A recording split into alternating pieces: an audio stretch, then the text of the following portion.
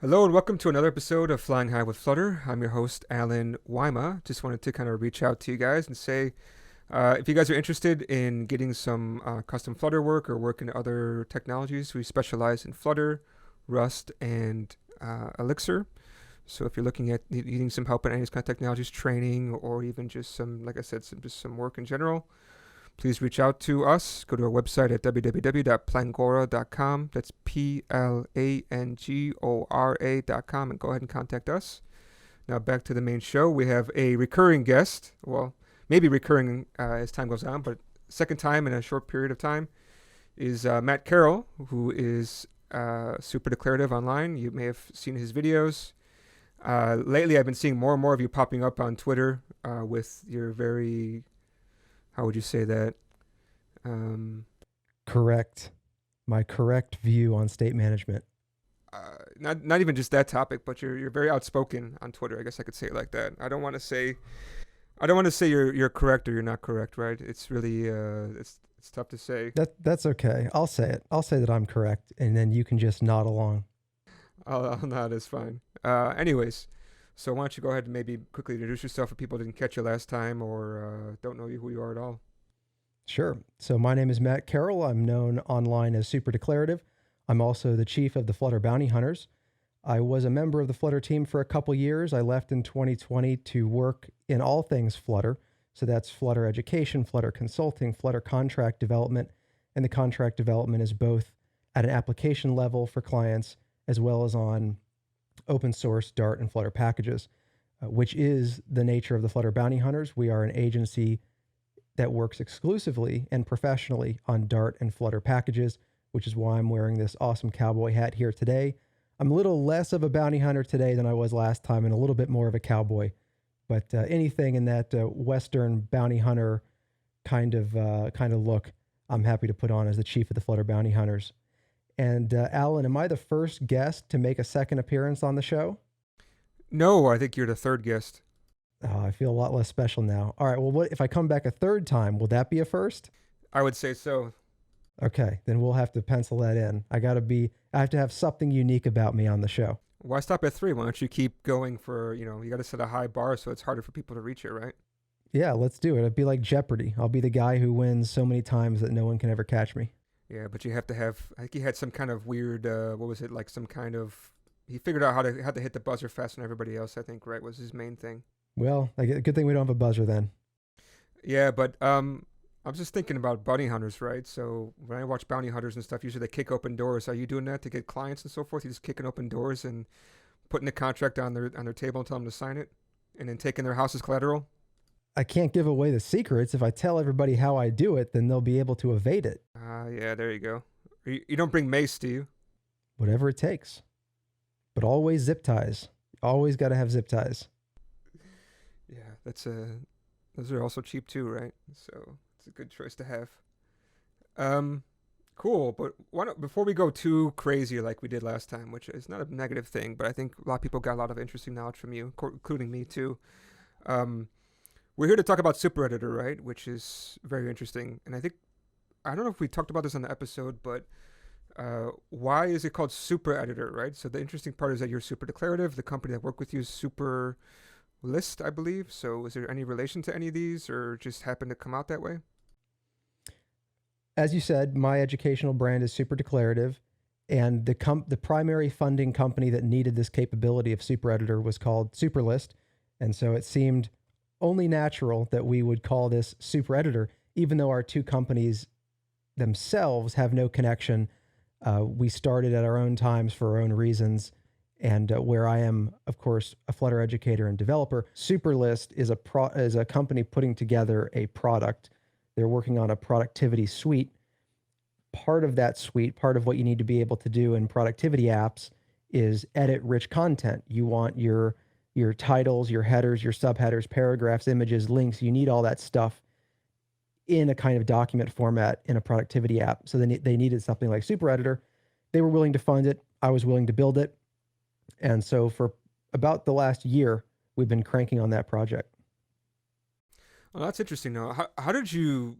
I think a lot of people who are in Flutter, they they're very beginner programmers because learning Flutter, I think, is pretty straightforward compared to other things like C or Java, so forth.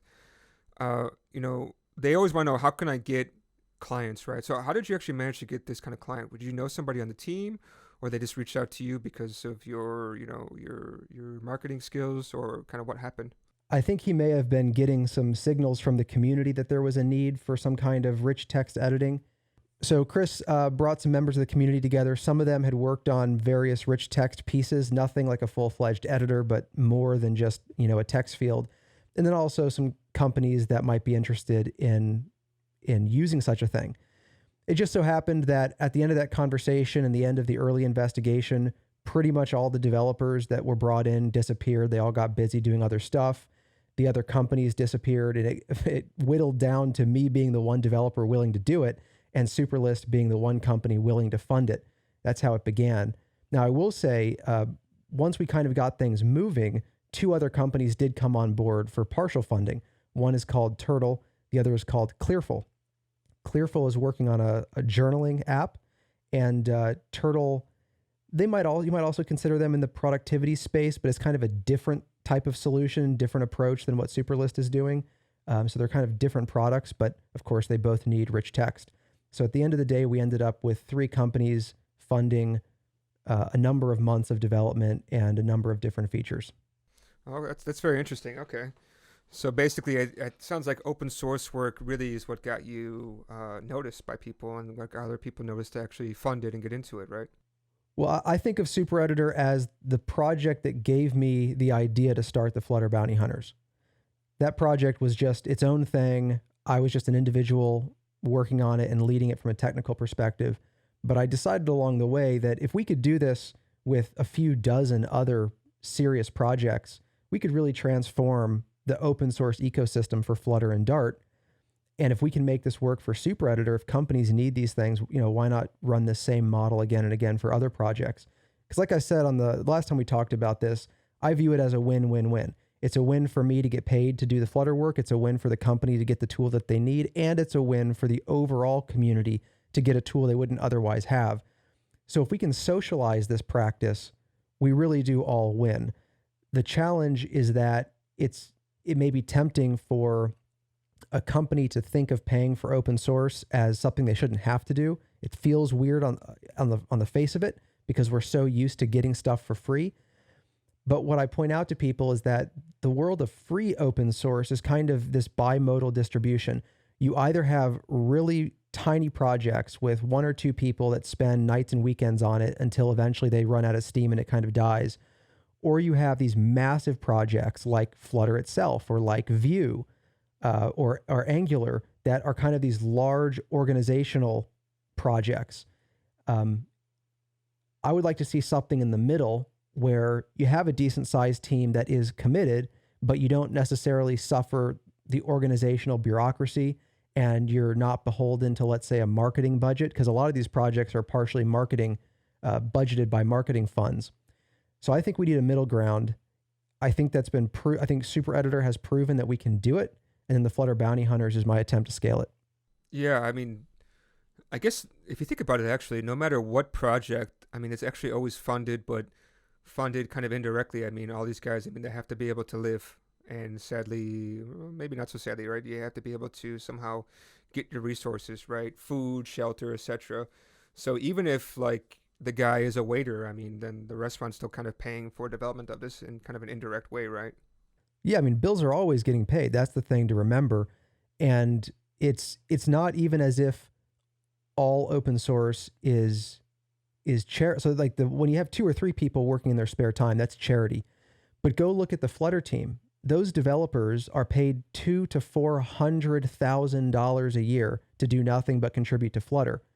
Why shouldn't there be developers like us that are equally producing tools that people need, who are paid a market rate for the value that we're providing, assuming, of course, that we are providing value? Yeah, but I mean, if the only problem with this is, I mean, Google makes a crap ton of money, right, with their businesses. They have to see, I mean, they must calculate every single dollar, every single penny that they spend on a lot of things and say, okay, this is making sense. So we went back to like, if we go back to our previous talking, right? Like, what is it that Google sees in Flutter that makes them say that basically this is pennies in the bucket compared to the value that we get from Flutter? I mean, I guess it's like they get their own, I guess if enough people use it, then they're going to also be contributing back, right? Then they see that as, okay, we're actually saving money. Like we're getting hundreds of people contributing, but we're only paying for 10 or 20 or 30 developers, etc. I don't know. I'm always kind of curious about what's the value that they get out of this. Yeah, it's going to be different for every company.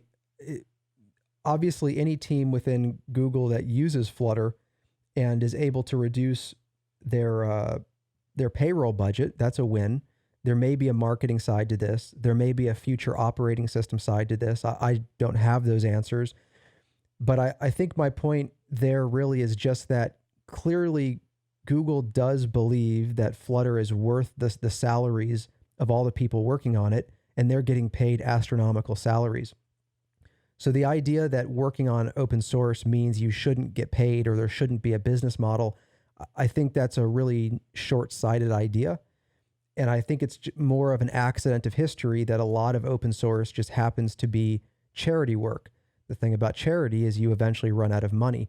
The whole point of a business model is that your work results in revenue, which pays your expenses, which results in more work, which generates revenue, which pays your expenses. You actually have something that you can repeat into the future. So that's what I'm attempting to do. And again, Super Editor is just kind of the kind of a prototype project along those lines. But so far it's working really well. We're producing things that the community needs in Super Editor, and we're making a lot of progress. You're also not the only developer on this one. So I think a lot of the team also from Superlist is also working on this still, right? I'm pretty much the sole developer in terms of the amount of code being committed. The Superlist team does provide reviews on PRs because it's always good to have eyes on what's going into a project. You want to make sure it makes sense. And they obviously prototype with Super Editor to make sure the things that are going in are solving their problems. And I have weekly calls with their team to make sure we're on the right track and all those things. But as for the code that's actually in the project, the vast majority has come from me. There have been some contributions here and there from members of the Superlist team, but also Osama at OSAXMA on GitHub. He's also contributed some things, and he also does a really great job of stress testing the work that I do. So I'll put up a PR, and he'll use it in some of his projects and really try to put it to the test and provide some great feedback, which at the end of the day is probably every bit as important as contributing code. I know how to write code, but having someone help stress test what I create, that's a big help. Okay. But what about testing, though? So I'm just thinking about stress testing, okay. Another form, I mean, there's other forms of testing. I think you use a lot of golden tests, and also you must use some kind of unit testing or something like that. I use a lot of golden tests in general. I haven't used many in this project yet. Right now, we're testing lower level things. So for example, I created a concept called attributed text as a very low level construct in Super Editor. Are you familiar with attributed string in Mac, like in Objective-C and Swift? No, but I did go through your stuff, so I'm familiar with the attributed stuff. But yeah, why don't you sum up this kind of stuff? Attributed text in Super Editor is inspired by attributed strings from the kind of the Mac world. I'm sure there's a version of it anywhere you look because it's a common problem. The problem is we have some text.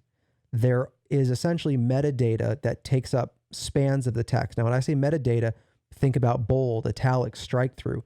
Those are stylistic pieces of metadata, but they are metadata. So from this character to this character is bold. Well, you can also have a span that's italics, and the span that's italics and bold, they can overlap. There's no limitation on where italics and bold can coexist or not. And that's true for any of the pieces of metadata, including something like a link, for example. A link is metadata. So this character to this character is a link that when the user taps it, it opens up a URL, that kind of thing. Well, very early on, we had to answer the question as to how we were going to represent such a thing. Flutter out of the box provides the concept of inline spans, which include text spans, and that would sound like the right place to go, except that data structure is optimized for rendering. It's optimized because every every location in the text where there's any change at all, like add bold, remove bold, any change at all, it chops it up into a completely different span. So if you have bold and italics like this, and for those who can't see me, I have two ranges that are overlapping. This should just be two spans, one span of bold, one span of italics. But in inline spans, it's three. It's the bold part, the bold and italics part, and then the italics part. And that you have to break them up like that. That is super inconvenient when you're just selecting text and tapping italics to go calculate those breakpoints. So I created something called attributed text, which is a string plus any number of metadata spans that you want, bold, italics, anything else. You can give them any name you want. You can interpret them however you want. You can stick arbitrary data on them. So a link attribute would also include a URL for the link. That's fine too. Attributed text maintains all of those spans independently. You never have to worry where other spans, if you're messing with bold, you never have to worry about italics. It's irrelevant to you. Now, attributed text, this kind of low-level construct, there are dozens of unit tests that run individual configurations on attributed text to make sure that it is structured the way we think it is. What happens when I add a span, remove a span, overlap spans, non-overlapping spans? What happens when there's a span that starts at 0 or a span that reaches all the way to the end or a span that covers the whole thing? All of these places where you might have weird situations, weird results, we have unit tests that configure attributed spans and attributed text in that manner, and then assert or expect that we have the structure we think we do. That right there constitutes, again, dozens of our tests. In the overall project, we have in excess of 300 tests right now. That number needs to be a lot higher, but it's a decent number of tests for where we are, and a lot of those tests are in the lower level areas. And one of the reasons for that is that we're still figuring out what the high level editor should do. What should that API look like? What should be configurable versus not configurable? What are the natural pieces of composition when you're creating a custom editor? Well, if we wrap all that stuff with tests, then every time we want to change something, we have to kind of undo and redo the tests. That's fine when you're focused on production stability, but when you're still exploring the problem space, those things are just going to get in your way, and they're going to incentivize you to actually not find the better solutions. When you're designing this thing, I mean, like, how did you come up with the overall design of this editor? Did you take some inspiration from other projects? Have you done a lot of reading, or how do you actually come up with the design architecture of this?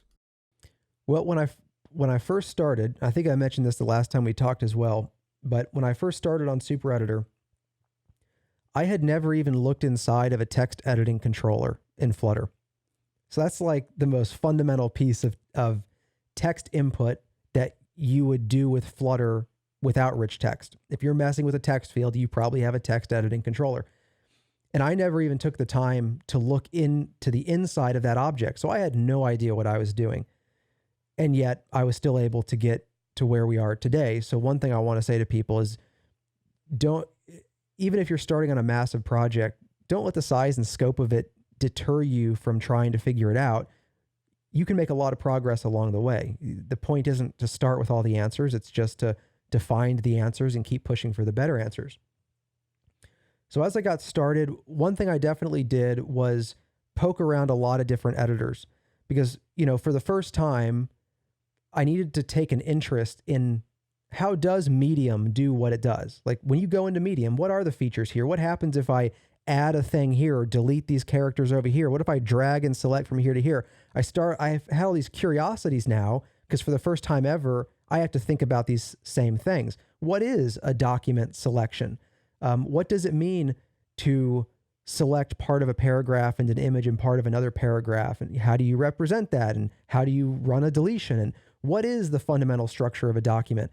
I didn't have any of these answers, but I did poke around, again, across Medium, Google Docs, probably looked at Microsoft Word a little bit, Apple Notes, anything where there are well-established expectations for how the editor works.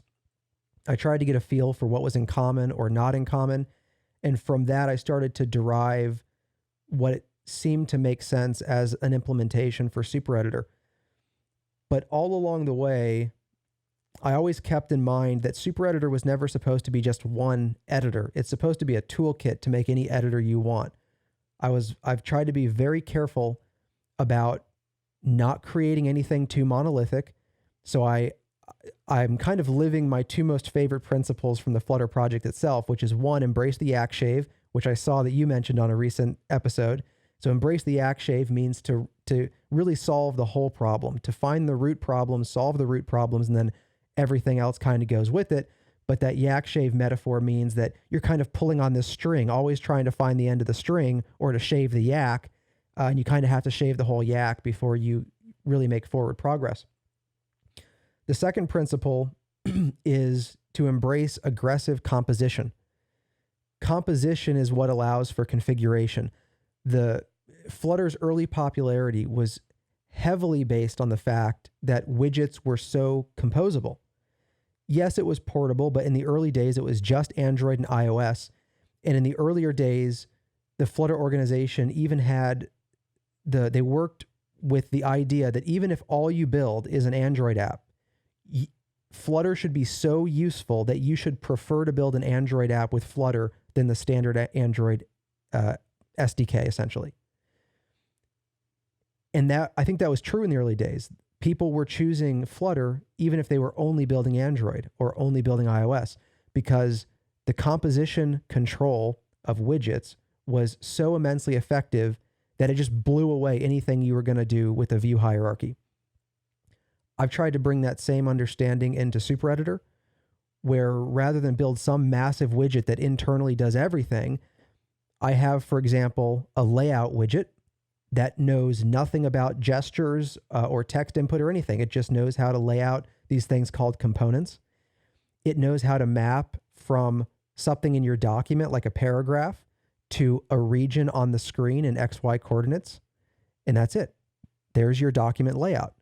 And then in a different area, in a widget around that, I have keyboard input. So I have a focus node with a keyboard listener. And literally on desktop, every single key that you tap on your keyboard, we have a handler that does something to your document based on the keys that you're pressing. Around that, I have another widget which brings in gesture detection. So when you're clicking and dragging or double tapping or triple tapping with your mouse, that widget knows how to apply your selection to what I call the edit context. The edit context has the document, which you can query. It has a document editor for altering the document, and it has a document composer, which says this is what the user has currently selected. And I didn't know any of those pieces going in, but by embracing aggressive composition, it forced me to eventually find those pieces. So aggressive composition actually becomes a software design strategy.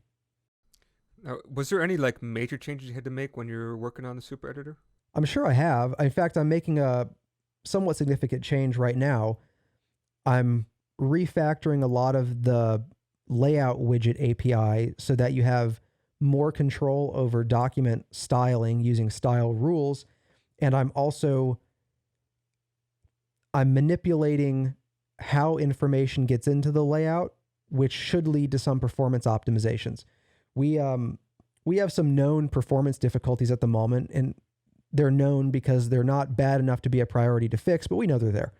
This change that I'm working on now should address at least one area of those performance issues by only redrawing the individual components in the document when that component changes. So like one paragraph might map to one component.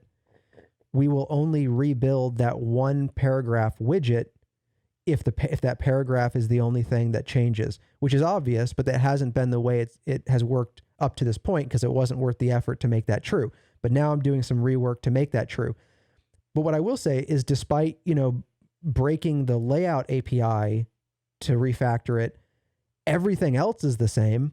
The mouse gestures, the touch gestures, the keyboard input, all the other pieces of that composite, I haven't had to touch them at all to make these changes.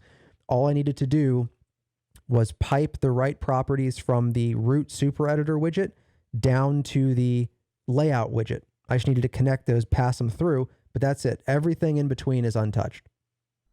So I can, if it sounds correct to me, like I can basically at the Super Editor level do my changes, which will affect all the way down to nearly the lowest level possible. Well, I'm describing the changes that I'm making as the person writing the package.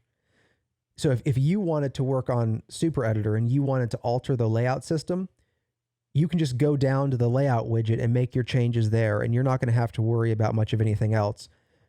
But if you are a user of the package, right now you don't have access to that. You could build up your own editor using the same layout widget.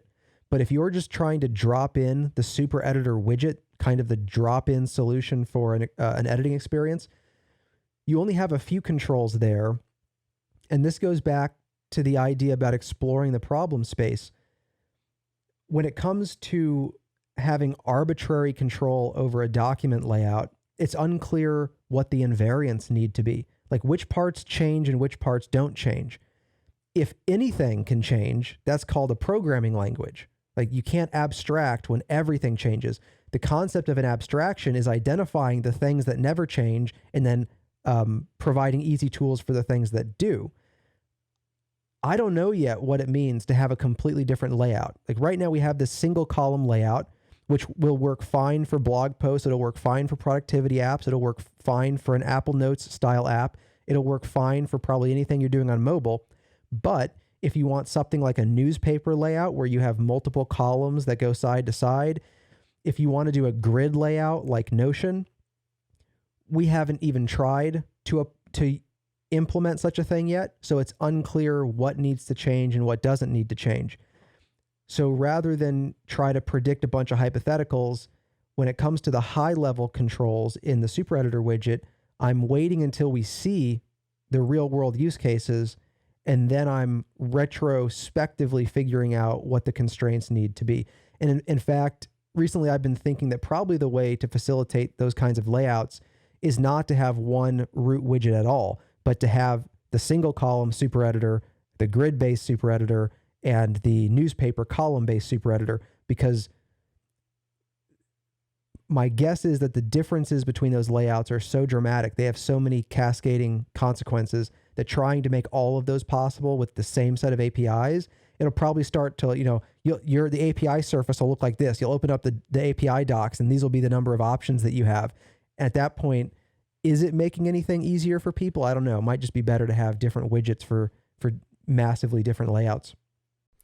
I was just thinking it'd be really cool, like if there was some kind of way that you can create like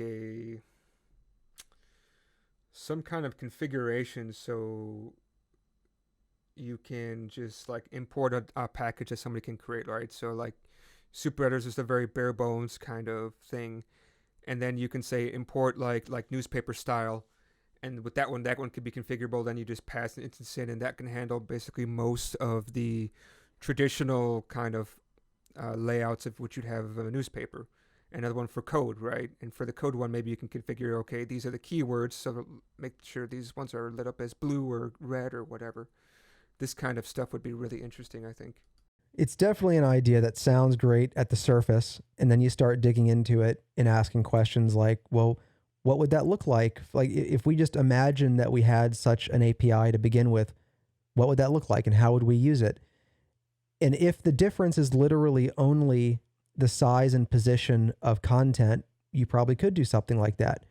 But what if you look at Notion, for example, Notion, not only is it a grid layout, but you can drag and drop anything in your document to anywhere else. So everything in the document is like this draggable block. Well, now you're also making modifications probably to the gesture system. So you're not just changing the layout, you're changing touch gestures and you're changing mouse gestures. And then if you find yourself making any changes to the keyboard input, well, now you've made changes to everything. And so now you're not really configuring anymore. You're just creating a slightly different version of you're making slight changes to all of the pieces. Now, what that could mean is that we've chosen the wrong pieces. We've identified the wrong, what are called axes of change. But I haven't been able to think of any set of configurable tools that would allow for changes in all of those different places while still having anything shared at the core of it. Like you could share an approach. You could build an editor that operates in a very similar way. That's a pattern. But in terms of actually having classes and objects that are equally useful in both places, I just haven't been able to think of it yet. Doesn't mean it can't be done, but whatever that answer is, I haven't found it yet. Okay. Yeah, I could see what you mean. Problem is that text editors, I mean, so the original use case is basically for people to, I mean, like what's for Superlist at least, right? Is that they want to be able to do like their to-do list, something like that, right? Well, they do have to-do lists, but each item in that list, you can essentially tap on it and open up an entire side pane of additional details. And if you have a team working, of course, your team might be concurrently editing those details about the item. And so those details are essentially a little document that's tied to that to-do item. Does that make sense? Yeah, it does.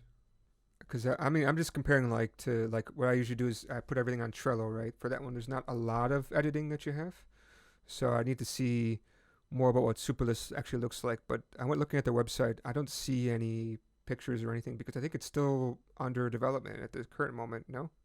I think they're in a closed beta right now. And so I certainly don't want to spill the beans on any of their private work. So there are people using it. There is an app that is being used, and it does have a UI and all those things, but I think it's a closed beta. Have you played with it yet? Yeah, I've got a copy of it running on my computer. We actually use it to coordinate some of our details for our weekly meeting. Okay, so are you working with them on the whole piece, or are you just working on just on the editor right now? Just the editor. They've invited me to work on Superlist itself, but there's so much work to be done in Super Editor that for the foreseeable future, I'm just totally focused on Super Editor. If I bring on more bounty hunters to Super Editor and I'm able to kind of spread that work out, then maybe I can go help Superlist with their product a little bit. But then again, honestly, it's probably the best thing for the entire community is for me to just keep sticking to the open source work because then everybody wins. Now that's pretty interesting. Like when you talk with them, did you actually have any questions about like why they decided to go with Flutter? Because there's more than one way to do this. I mean, a lot of people just say go just target web and you can basically hit everything. Why Flutter? Do you know?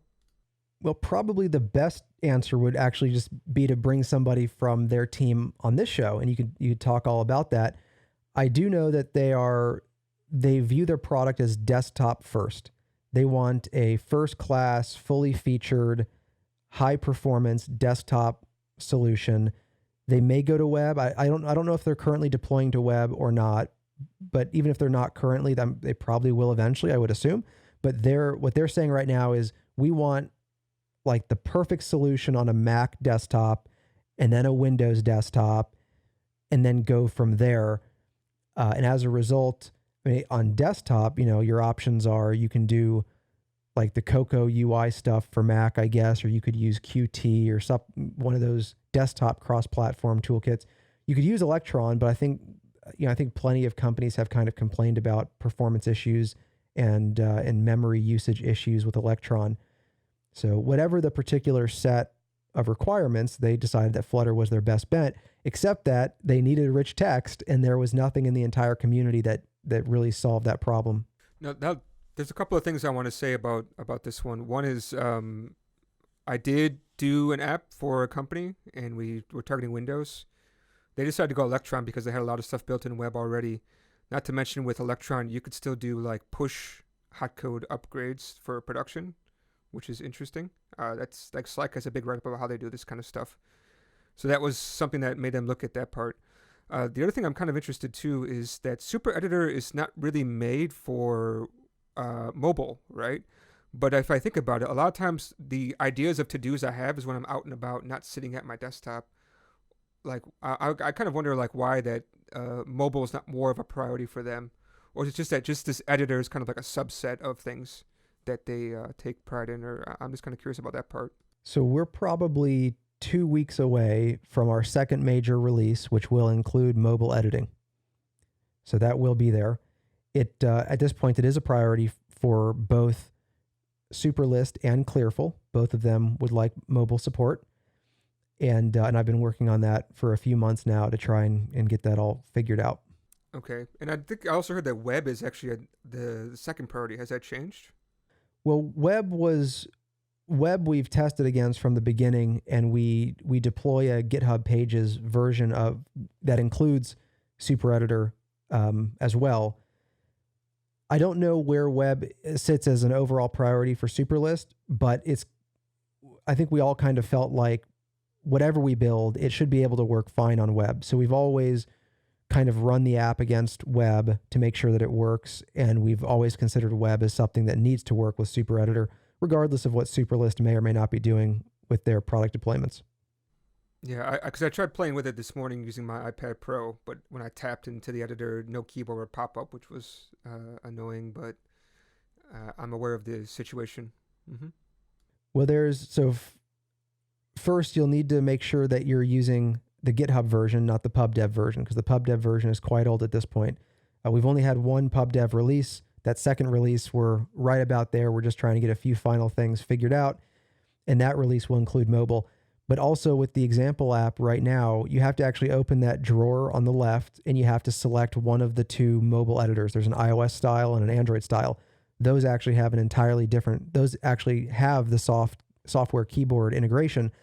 The editor that you bring up right when you launch the app, it only has a hardware keyboard integration.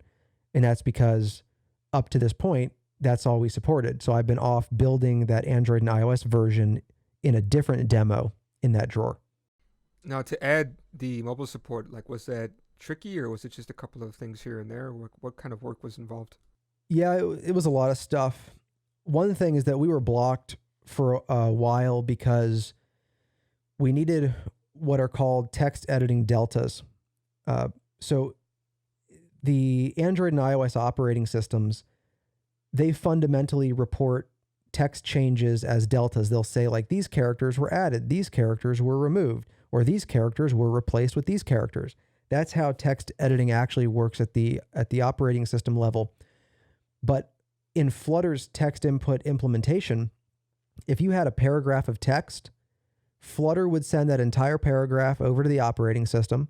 The operating system would report a delta, insertion, deletion, replacement. Flutter would do the replacement on the Android or iOS side, and then send the entire paragraph back into Flutter, so that you as a Flutter developer never actually knew for sure what changed. You just had the previous paragraph and the new paragraph.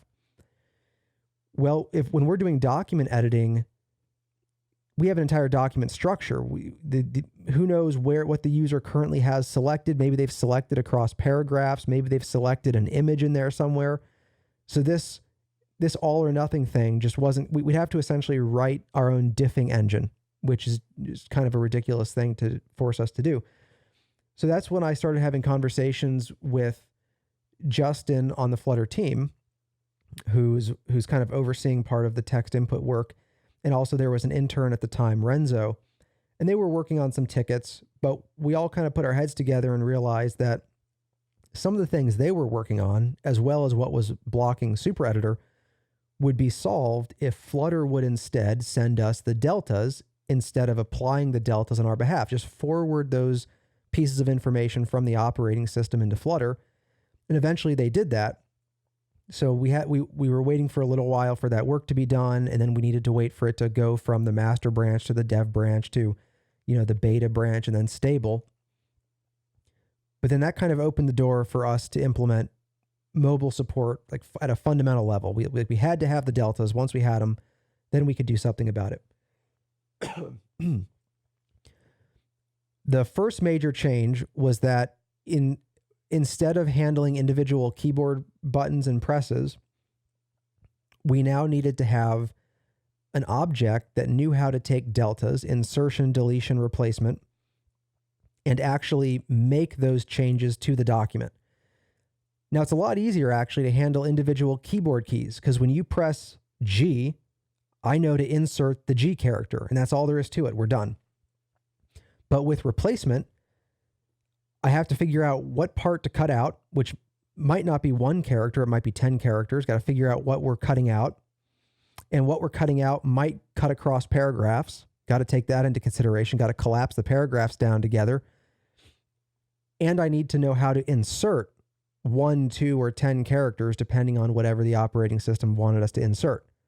That took a bit more work to implement. And in fact, it's not just those deltas from user interaction, but you have spell check on there on your little keyboard. Spell check, if you ever tap one of those buttons, the editor, the operating system goes from having a single caret of insertion to creating what's called a composing region around whatever that misspelled word is. And then the operating system says, hey, here's a range of text that you now need to replace with this spell corrected range. You need to handle that signal, which never existed with hardware keyboards. Had to solve those problems. Then there was the gesture input, which is totally different. You don't have just this nice little blinking caret anymore. Now you have these drag handles. The caret also can be dragged all around. And the Android drag handles look and operate a little differently than iOS drag handles. So I went from one style of a blinking caret, which was just a rectangle that you just blink over and over again, to a collapsed drag handle and expanded drag handles for mobile with an Android version and an iOS version. But those dragging controls and the IME integration, the IME input method engine, that's the software keyboard. Once I made all the changes associated with those two things, we could essentially say that we had mobile support. I'm also wondering, have you ever tested out like using different inputs from, because you brought up the term IME, right? So because I'm in Hong Kong, Chinese is definitely something we have to try to handle. So if you start typing Chinese using, because usually they use like the regular, ASCII keyboard, but they have a system called pinyin, which is like a phonetic spelling of the characters. And so you would type the character with the phonetic spelling, and then you had to choose which character you want to use. Like, have you tried something like this to see if it actually works okay? Or do you know this would have any problems? I haven't tried it because I don't speak or understand or write any of those languages. But in theory, I think that the operating system utilizes the composing region for that as well. The composing region, the same thing that is utilized for correcting spelling, I think is also used for the kind of replacement that you're discussing. But if you ever want to give it a try and let me know, feel free to go for it. Yeah, I may want to, because the editor is really nice. I finally got a chance to take a look at it, and I was quite surprised with how nice it looks. And it's nice because it's minimalistic, and then also you can see that it has a lot of work to it. But I think it being so clean and minimalistic is probably an effort of all the stuff underneath the hood. It's probably making it look that way. But I'm sure it's listening to all the things you have to say. Sounds super complicated. Yeah, I don't want to oversell it because again, I don't want people to ever be deterred from building things like this. This is a good time to remind everyone what I said earlier, which was when I started this, I didn't even know how the insides of a text editing controller works, and that was just for text input into a single field. So over time, you get there. You just keep solving one problem after the other. But yeah, minimalism, I don't know that it's necessarily tied to complexity, but it is tied to that configurability.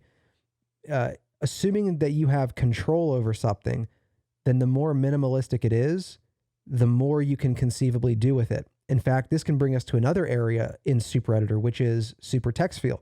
I actually re-implemented a basic text field building from a plain text widget on up in Super Editor. And I did that for Turtle because Turtle needed a level of control over how text fields operate and also with how you style the text within them, that the material text field, like nothing in Flutter would allow them that level of control. Flutter has currently a pretty serious issue of monolithic code in text input. It's one of the areas where, in my opinion, they really didn't follow their own advice of aggressive composition. So you have you have like 2 or 3 classes that pretty much do all the text field work in Flutter. So you don't have a lot of control. You can send in the properties that they let you send in. So you can configure the shape and the caret the way that Flutter lets you. Like you can't paint your own caret. In Super Text Field, you can. or at least I have a super selectable text widget. You can paint your version of a carrot. You could have little sparkly effects fly up the screen where your carrot is if you want to with super selectable text. You can't do that with Flutter. Flutter simply doesn't, there's no API surface to do those things. And so minimalism is important from that standpoint, which is when someone wants a text field, what they want is to invent keyboard input, IME input, and drag handles. They should have control. And I take a similar view to the overall document, the overall editor experience. I want to give you the things that you don't want to ever see or touch, but the rest of it should just be up to you. Yeah, I'm just thinking in my head that would be really cool. It would be cool to have if you could do some videos about how you can do like like you said the sparkles around the carrot, things like that. But the second question was about the stateful widgets. Why you decide to work with stateful widgets first? You had some story about somebody talking to you about this. I think I can't remember now. No, I was just saying that what I start with is a brand new Flutter project. What you see me begin with is a new project minus all the stuff all the widgets that it generates. And what it generates is a main method, an app stateful widget, and an app state object. But I guess my question would be, how would you do anything interesting with just a stateless widget? I guess that depends on how you manage your code. A lot of times I try to abstract my business logic out, and then there's like a builder within there. So the builder basically does all that stateless stuff. So depends. I'd have to see that in practice because if we're going to, like one of those widget workshops, I draw a stock chart. Now that's actually inside a custom painter. So I guess you could do that without a stateful widget. The face pile,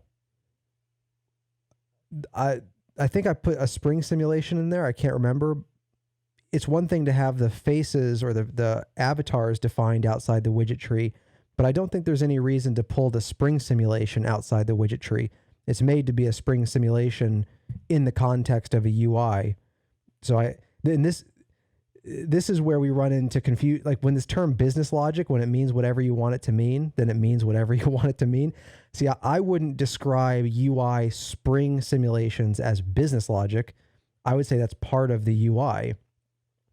Business logic would be the user accounts, maybe the images tied to the user accounts if they came from the user account.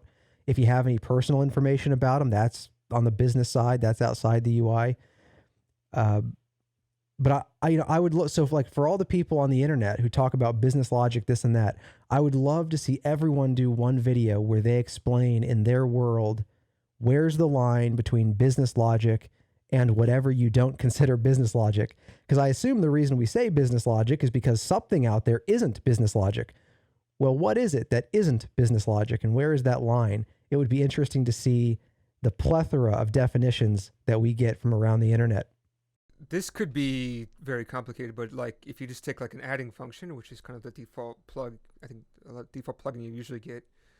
How you get the numbers to insert into the function is really more the UI, but how you actually do the crunching of the numbers is definitely more the business logic. At least for that example is quite clear, but I can understand that for some things it can get very complicated. Like Super Editor itself, all those pieces, you're going to be showing basically everything, right? The carrots, the selection, all those all have to do with UIs, right? The display of it does.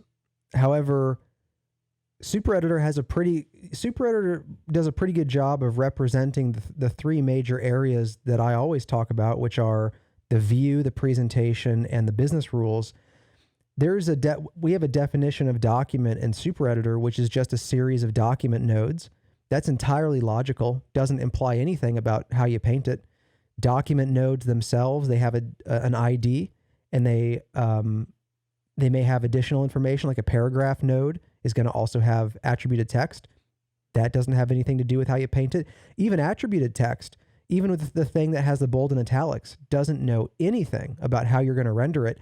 And in fact, if your editor wanted to, you could render bold text as italics. You could render italics with an underline. You could replace all the bold text and throw some kind of inline widget in there if you wanted to. Those are completely logical, and I would say they are part of the business domain of SuperEditor because SuperEditor is about documents. This is the logical, non-visual, non-presentation definition of what a document is. What is a document selection? What is a document position? You could get rid of the entire UI and all of those classes would still compile. They have no compile time references on the visual stuff. And then there's presentation. I mentioned I was making some changes to the layout system in SuperEditor. And one thing I'm doing is I'm introducing this presentation phase where you go from the logical document through a presenter that works with view models. Now, these are data structures that represent what should be rendered, but knows nothing about the widget tree, knows nothing about how to actually paint them. Then the layout widget takes those view models, like a view model might contain the text for a paragraph, might also contain the styles for the paragraph, might contain the padding around the paragraph. Those are all UI oriented, but the view model has no idea how to achieve any of those things.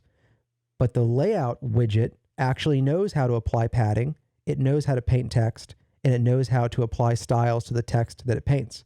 And there's your 3 divisions: business, presentation, view. Okay, that makes sense. So we have a question from the audience, which is there any plans on using CRDT or similar data structures for shared data within SuperEditor?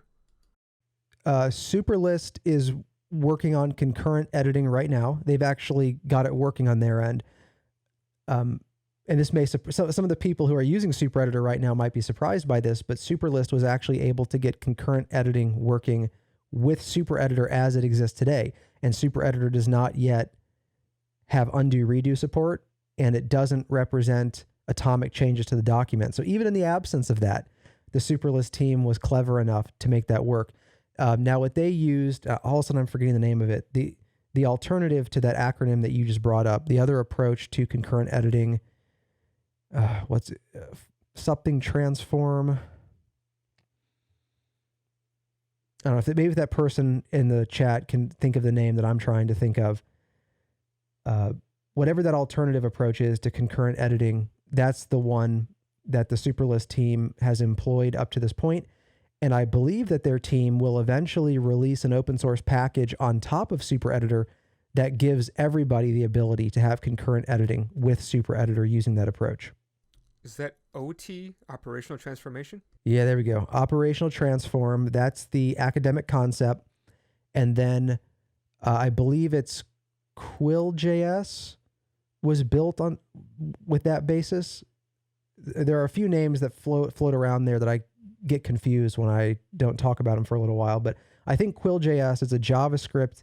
Either it's an implementation of operational transform, or it is the editor that itself uses the concepts of operational transform under the surface. But that's what the Superlist team has implemented on their end. They have it working. I will hopefully make it easier on them, because one of the next things that I'm going to build for SuperEditor is undo redo support, which requires atomic changes. The only way you can undo a thing is if you know the thing that you did.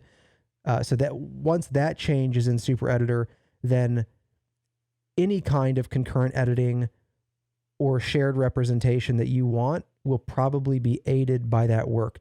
But what we won't do is ever marry SuperEditor to any one particular approach.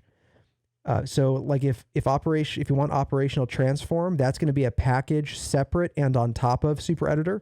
And I forget the acronym that was mentioned, but I've heard of that one as well, the one that begins with C. Can you read that back to me, Alan? CRDT, conflict-free replicated data types.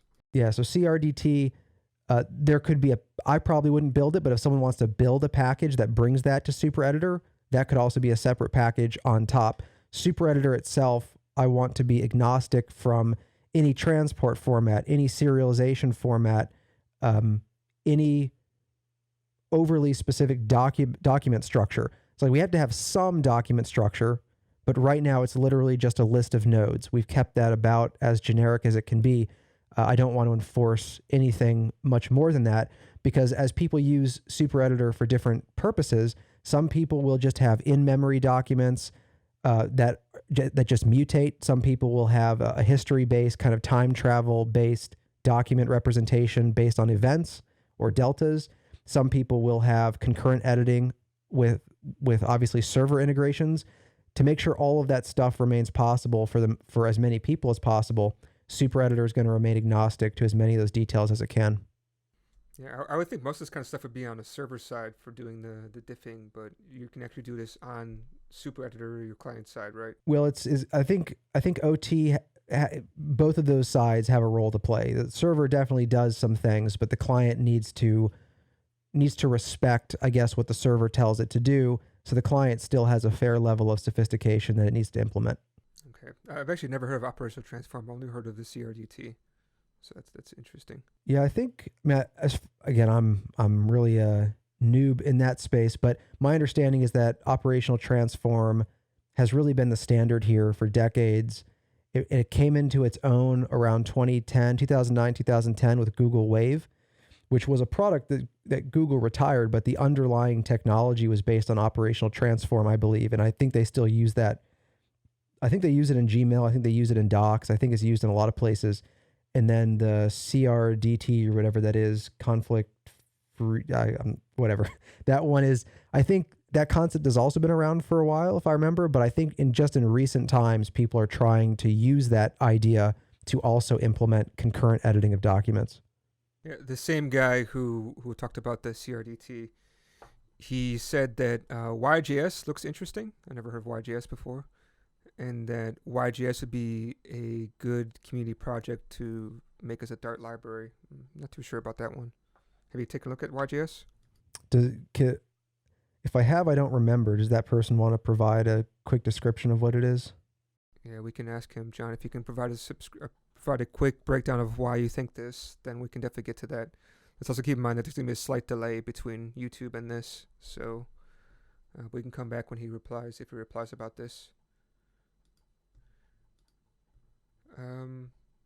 Cool. I mean, so actually one of my questions was actually going to be like, what's kind of the upcoming roadmap? So the new version of SuperEditor that's going to come out pretty soon, right? Within the next couple of weeks, or how soon do you think it's going to be?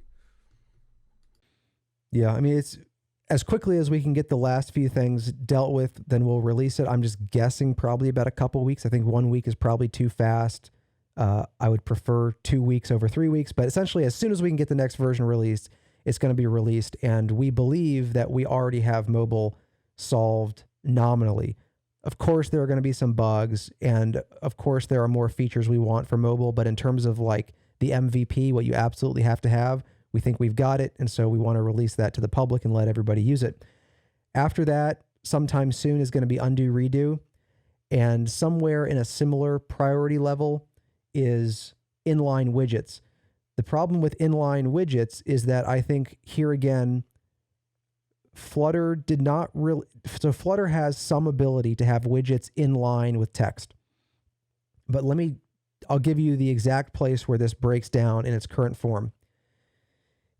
If you have some characters of text and then you want an inline widget, but that widget is wider than the rest of the line, it pushes that widget down to the next line, takes up some space, and then pushes the text below that widget. So you end up really that inline widget becomes more of a paragraph, which isn't what you wanted. Now, where is this a problem? Well, imagine that you're typing inline code. So think about like on GitHub or in Markdown, when you're typing inline code, what does that look like? Well, the code, yes, it has a certain text style, but it also has a rectangle around it, usually a light gray rectangle with rounded corners around your inline code. If your inline code is long, like you have a long method name or something, you expect it to wrap. You expect it to go to the end of the line, and then the inline code widget wraps down to the next line. But inline widgets don't support that. So you can't use text styles because text styles can't paint rounded rectangles behind the text like that. Text styles also can't inject padding. So you can't use text styles. But if you use an inline widget, you end up with that paragraph widget paragraph thing, which totally breaks up the flow of your text. Flutter is lacking a mechanism for an inline widget to wrap itself. And in my opinion, that should have been pretty obvious when they solved the problem. And I feel like they solved the simplest version of the problem rather than the full problem. And so now we're stuck because we can't tell people using our editor that we support inline widgets when we can't even implement inline code. So I don't know if the Flutter team is interested in doing something about this. I have a write-up in the Super Editor project under discussions. I've written up all the stuff about inline widgets. I also proposed at the bottom of that a change to Flutter that might solve this problem, at least an idea. No conversations have happened though, so I have no idea if the Flutter team has any interest in fixing this problem or making those changes. And so I don't know that there's any use in us even attempting inline widgets until Flutter actually supports such a common use case as inline code. Yeah, I was just trying to find the discussions. There's a discussions folder, right? Is that within the Super editor itself, the project, or? So go to the Super Editor repo, and then up at the top where you have like source code and issues and that stuff, it should say discussions. And when you okay, discussions part of GitHub. Okay, I thought it was actually in the code itself. In GitHub, and one of the discussions there should be inline widgets. Yeah, it's pretty interesting when you're kind of pushing the limits of what you can do in default Flutter, right? So you've learned more about Flutter than you probably ever thought you would before, no? Yeah, well, you learn parts of it. I mean, obviously, when I was on the team, I understood the Android part pretty well because that's what I was working on. But now that I've worked with text, sure, my understanding of the IME system, my understanding of how hardware keyboards send events, my knowledge of testing those things, my general understanding of what it even means to create a text editor, that for us, it's literally the text editor is just laying out text widgets in the right place for the most part. Yeah, all that is new to me. And so I have a very different view now than I did a year ago, which is great. But it's also like to find out that I can't even do inline code with Flutter is a bit disappointing. And the thing is, I don't think that's a particularly deep feature. It's like you mentioned pushing the edges, pushing the boundary of Flutter. Technically we are. I'm kind of wondering why that's the boundary though. Why is that something that Flutter up to this point can't do? Now they might say, well, nobody's asked for it. And my guess is what's more than likely is that someone looked into that, and when they saw that it was flat out impossible, it was so discouraging to them that whatever they were considering to use Flutter for, they probably turned around and went the other way. So you have to be careful with how much of your roadmap you base solely on requests. You need to actually be a little bit curious about how you're perceived, because people also make decisions based on perception. Yeah, actually, I remember when I did some checking around about Flutter, and one guy was kind of complaining that something in the Flutter core code was broken. It was some kind of like web server or something. I guess it's built into Flutter.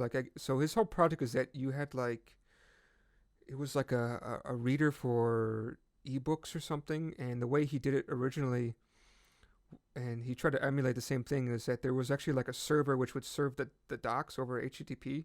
I'm trying to remember this based off of looking at this a couple times months ago, and I guess it's a core piece of Flutter, and it's been broken for forever, and so he basically said Flutter's crap because it doesn't support this thing which is part of core, which I thought, I've never heard about this, and I never thought about ever using it, so to me it was I don't really care because it's not something I'm actually going to have to work with anytime soon. But to him, it was a huge problem, right? So he basically said, Flutter's not for me, which is kind of sounding like what you're saying right now. Yeah, and it's one thing to say that it's not for me. If that person said, oh, this means Flutter is trash, that's really just myopic, self-centered viewpoint. So, certainly I like the fact that inline code can't really be created using Flutter's text primitives. That certainly says a certain thing for people who want rich text. Definitely that's not a good signal for rich text. But that doesn't mean you shouldn't build a banking app with Flutter, right? So it's don't throw the baby out with the bathwater. But at the same time, when the Flutter team is justifying their roadmap, both what they're doing and what they're not doing, basing it solely on affirmative use cases, you're missing the converse. So instead of if you're just looking at what people are asking you for, you're missing everything that was missing that caused somebody to turn around and walk away. because those points don't make it as requests. They're silent failures. And I do think there are a lot of those. And I don't know that the Flutter team is taking an interest in those. And so that it's a bit of a concern that I have. But also now I don't know the specifics of the case that you're talking about. So I don't know how core this thing is. I don't know how long the issue was there. But there's another area of discussion here where I think you don't want to be too far on either side of this issue, which is the idea of a bunch of old open issues. On the one hand, when you're working on a massively popular project, there are always going to be issues, and some of those issues are going to be open for a long time for various reasons.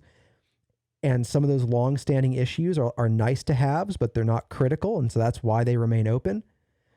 But I think I remember a tweet coming out from the tech lead on the Flutter team who kind of said, he made some comment about having really old open issues and said, like that's called a successful project or something to that effect. I'm getting the words a little bit wrong, but it kind of trivialized the pain around long-standing open issues. And the thing is, again, if they're open because they're not all that important, that's one thing. But if you're keeping people out of the Flutter ecosystem for 3 years because they needed something that was an issue, a ticket that was open 3 years ago, or if you've required somebody to do double the work for 3 years, these are not things that I would be trivializing. Like that's a really big deal. And those people are rightly frustrated. And just because Flutter is enjoying wonderful success now doesn't mean it will be in a year or 2 years. So rather than take it for granted and rather than say that, well, it doesn't really matter if tickets are open for a long time because that's just what a successful project looks like, let's recognize that some tickets absolutely should not be open for 3 years. And some of the tickets that we've had open for 3 years are tickets that, in my opinion, should never have been left open for 3 years. And it's sending some really poor messages to the Flutter community for the people who care about those things. So at a very minimum, I would ask them not to trivialize that and not to pretend that it's no big deal or to pretend that, oh, there's nothing we can do about it. That's just a successful project. Well, what you could do is put any member of the team onto that ticket and just get it solved. You could do that tomorrow. You're choosing not to. So maybe have a little bit of empathy for the people who are suffering with the open issues and lack of response, which, as someone who's on the outside and has been for a couple years, that is far more common than they might like to think it is. I'm pretty sure I opened an issue that has prevented me from writing web integration tests for a year and a half. My client, who has a sole web product, I can't write integration tests because I can't execute like any asynchronous operation in the integration test. I opened a ticket for that like a year and a half ago, and I don't think I've received one written human response to that ticket. I've tagged people, I've added stuff to it. Last time I checked, I don't believe I had a single response. That has nothing to do with being a super successful project. That has to do with really not holding up, in my opinion, your responsibility as the shepherd of the project. So what kind of reply, let's be honest, right? There's some things that are more important. I think just because of the history of Flutter, mobile is definitely higher priority than web, although they're pushing web, right? Let's just kind of put that down for a second. I think solving the issues of mobile can be more important than a newer platform, which still needs time to be ironed out. Now, in that case, they probably put this one down. Like, what should they actually do? Like, when you have priorities, which, how do you actually manage these priorities and then still like make sure people know that, hey, we just don't have the resource to work on this. And the only thing I've seen recently is that we talked about hot code pushing, right, in production, which what Slack has to do for their app, and that's why they use Electron. There's an issue for Flutter about this, and it's been open for forever. The team has actually talked about it on there and said basically, we can't offer this because of different things, and we have to basically re-architecture everything. Now, what I heard from you, maybe I misunderstood what you just said, but is that you said they should just put somebody on it and basically re-architect. Like, that would take a long time to do, right? That's not the way Flutter works. But at least they kind of came out and said, hey, we talked about this, we looked at it, we gave our input. If you guys or anybody out there wants to work on this, we're more than happy to give you some help on it, but we're just not a priority at the time. Is that reply something that you think would be something that would actually help encourage people, or like what kind of response are you looking for? Let me go back to the breakdown, because there were two pieces. Like the part where I was critical of the team was one piece, but before that was the part where you have to give the team some slack. So yes, there will always be open issues. On a project of this scale, a global project with hundreds of thousands of apps and millions of developers, there will always be a large number of open issues no matter what you do. Some of those issues will be old issues. That's also going to generally be unavoidable, because if someone opens a low priority issue in 2018 and it remains low priority up to 2022, well, guess what? That's an old open issue. It happens. That's understandable. My point was that don't pretend that just because an issue is old, that for many people it's not critical. Don't trivialize the problems that are created for other people based on a ticket being old. If the ticket is actually low priority, and that's why it's open, and that is the stated reason for why no one's working on it, I think we all have to acknowledge and accept that, even if it kind of irritates us. But being unresponsive on issues, not even confirming that an issue is accurate, offering zero mitigations, showing essentially zero empathy for the person who's trying to invest in your technology with their career and their company, and then kind of being hand wavy about them, saying like, just stop overreacting to this. This is what a successful project looks like. Go eat cake. I don't like that attitude. So I have a lot of empathy for both the team and the people using the product, and both sides have their share of frustrations. Both sides should practice a bit of empathy. The Flutter team, all things considered, is very resource constrained. Time, money, people. They're a relatively tiny organization in a much larger umbrella, and they have a lot of competing priorities. We, on the outside, we should all have empathy for that position. But also, based heavily on marketing from the Flutter org, thousands of developers have convinced their companies to depend on Flutter. So the org better have some empathy about the position that those evangelists are in when the people who convinced their director or their CTO to invest in Flutter, now they have a blocking issue. That issue's been open for 2 years. It's screwing with their app. They can't ship a feature, and nobody from the Flutter org even responds, let alone offers any roadmap or timeline, and even kind of just tells them too bad on Twitter. I don't like that attitude. Have more empathy for the people who made your product successful, and they're saying that they need something. Okay, so how do you think they should handle something like this if they agree that it's an issue? I mean, there's different situations, right? Let's say that it's an issue, but it's low priority. So do you think somebody should just reply and say, hey, we agree that this is a problem. We'll work on this, but we have more important things to do at the time? Or what kind of response do you think would give the empathy and make people kind of encouraged to stick with Flutter? Something like that is certainly important. If we go back to the ticket that I filed, on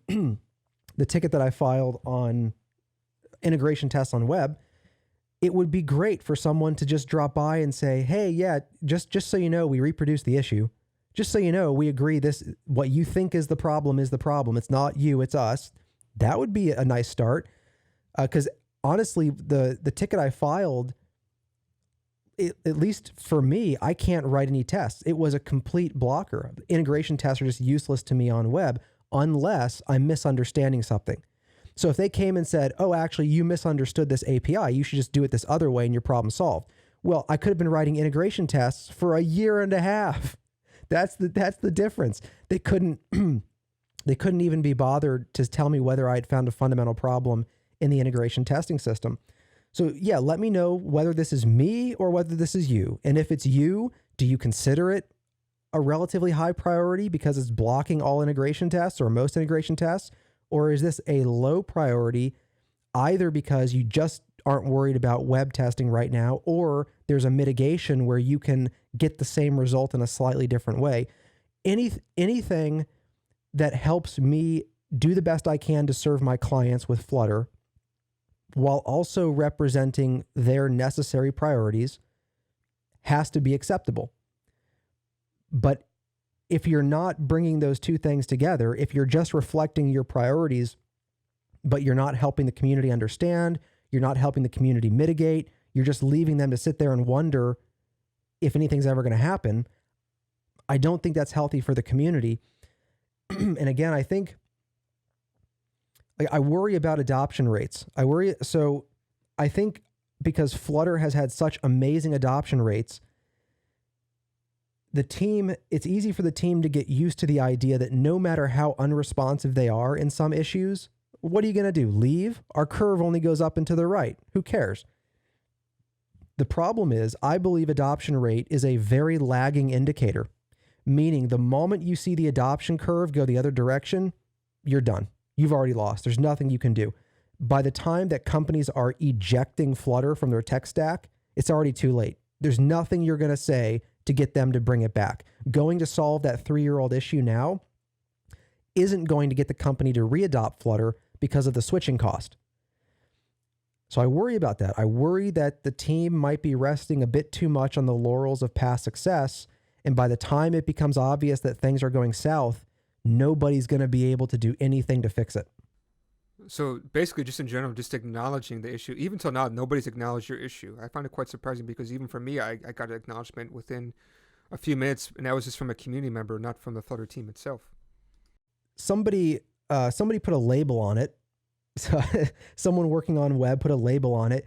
Now, I will say it's possible that a response in the last few months snuck in and I missed it in my email, but I can say for sure that for a very long time, multiple months, I was hoping to get some kind of response on there. And if I remember correctly, I do believe I went back once or twice and even added more, an expansion of my thoughts about what, because it seemed to me like it was a critical bug. And so I went back and I was like, unless I'm missing something, isn't this a critical issue for all integration testing on web? And I apologize if I'm misremembering the interaction, but I don't think anybody ever responded to me on that. Anyways, even if I'm a little bit wrong about the timing on that, still that experience was nothing like what I think it should have been or what it could have been, what it reasonably could have been. Even if they couldn't go fix the issue, there was a much healthier and more helpful way to handle that ticket. Do you think maybe because they saw it was you and then they just kind of left and said, oh, this guy knows what he's doing, we'll just come back to that later? Well, if they saw it was me, it probably would have been more like, screw this guy. We're not going to help him. He's on his own. I hope they wouldn't think what you said, because if I knew what I was doing, I wouldn't stop to write the ticket. If I knew the answer, I wouldn't ask the question. Now, if it was a bug and I knew how to get past it, I would file the bug and I would file the mitigation with it. I would say, here's the problem I ran into. It should be fixed. By the way, anybody else who reads this ticket, here's how I solved it. If I have that answer, I'm always going to post it. But I didn't post that answer. I said, here's what I'm trying to do, and I just can't do it. It's just this thing is blowing up on me. What do I do? So I don't think that there could have been reasonable confusion that I somehow had a secret answer that I wasn't sharing. No, I kind of want to go back to another piece I was thinking about, like these silent, I forgot what the words were used for, silent something, where basically maybe silent failure. Silent failure, yeah, basically silent feature requests, right? So how can the Flutter team handle this kind of issue? I mean, if it's silent, then how are you going to know about it? How are you going to be able to handle these kinds of issues? In my opinion, every developer on the Flutter team should have regular conversations with actual people using the tool. And it boggles my mind that they don't. Now, there is one developer on the team that I have some reoccurring chats with, and I'm trying to get him to expand that a little bit so we can have a bit of a working group. I have no idea what's going to happen with that yet, maybe nothing. But if something does happen with it, I'll probably broadcast about it because I want to promote that kind of behavior. I want to promote the people, the developers on the team actually talking to human beings that use the tool. On the one hand, in our industry, often developers think about themselves as being different from product designers because developers are just the implementation, right? That's the cute way to put it. Except when you're building an API, you are the product. Your implementation is the product. The APIs, the public APIs that you expose are the thing you're selling. You are simultaneously the builder and the product designer. Now, what do we know about every company with product designers that refuse to talk to customers? You get shit products. So in my opinion, every developer on the Flutter team should have regular conversations with people who are using the product that they're designing and building so that you understand, is this helping? Is this hurting? Is this frustrating?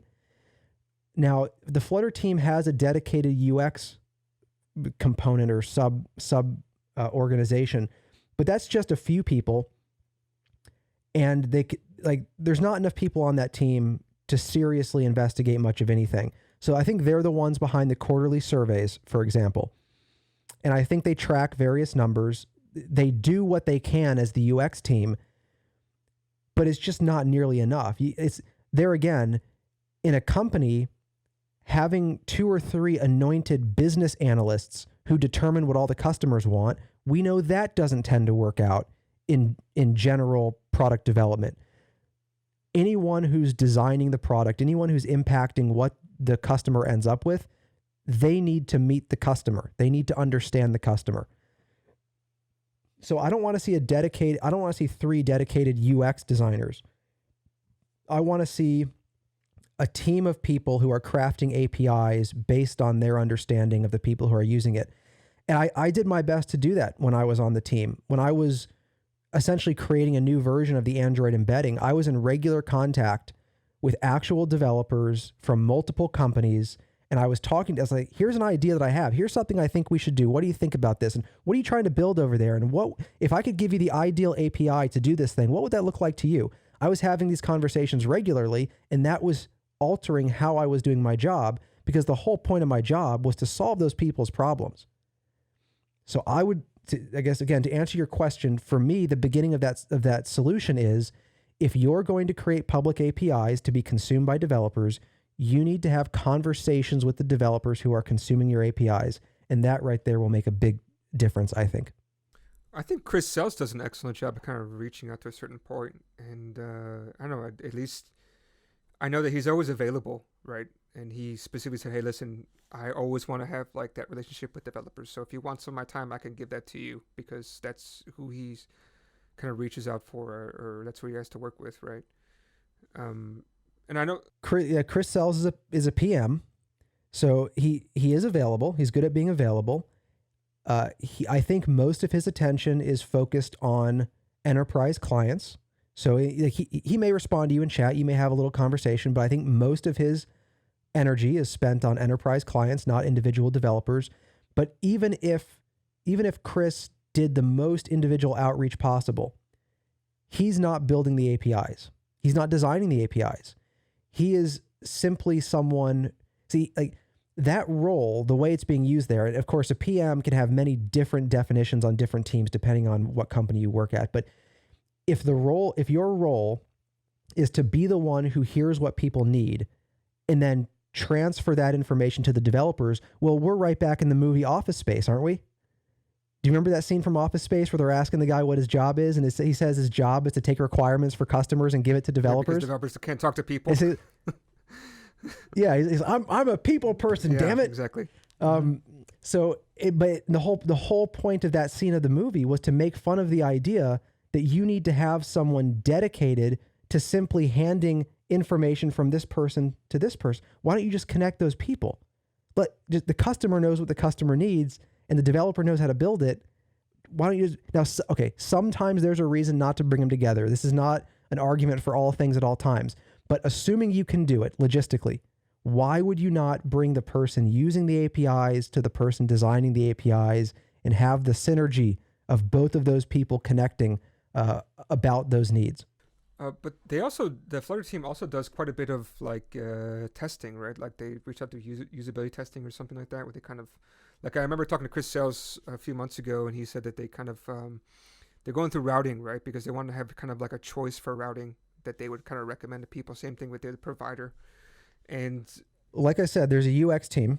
So there's a very small group of UX. I don't know if they're considered UX designers or engineers, but these people specialize in UX research. And yes, they go take a very specific thing and they do surveys with it. They do they observe how people use it. They do their UX stuff. But it's too little and it's too late. So the UX research on routing happened after the routing API was released. How does that? So after it was released and everyone was like, oh my God, I can't understand any of this. Someone save me.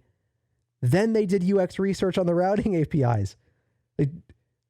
No. You do the research before you enshrine the APIs. And also, again, I don't mind the UX researchers establishing the parameters of an experiment. By all means, bring your data science understanding, bring your empiricism, but I still want the person who's implementing the new router to be core in the conversations about what the new router should do.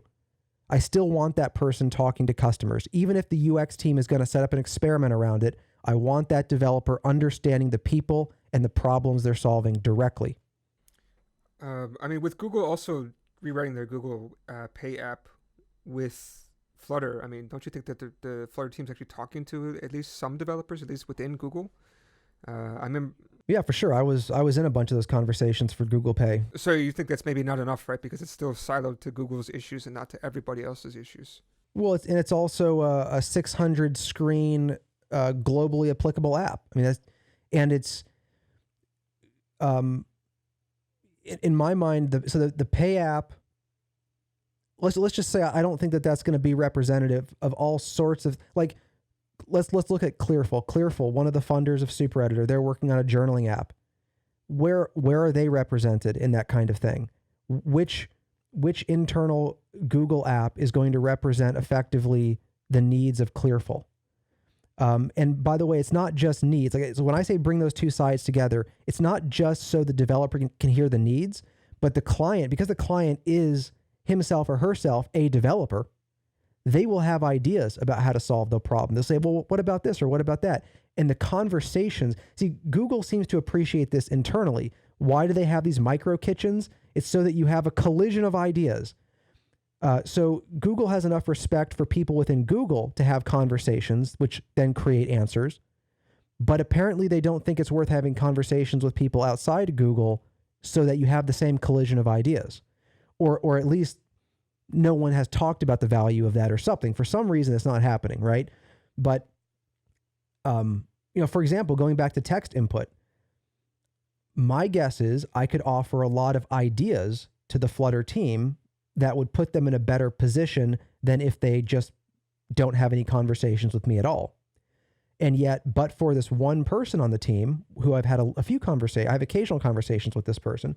Other than that, nobody is even the slightest bit interested in what I'm doing or what problems I'm running into or how I might solve them.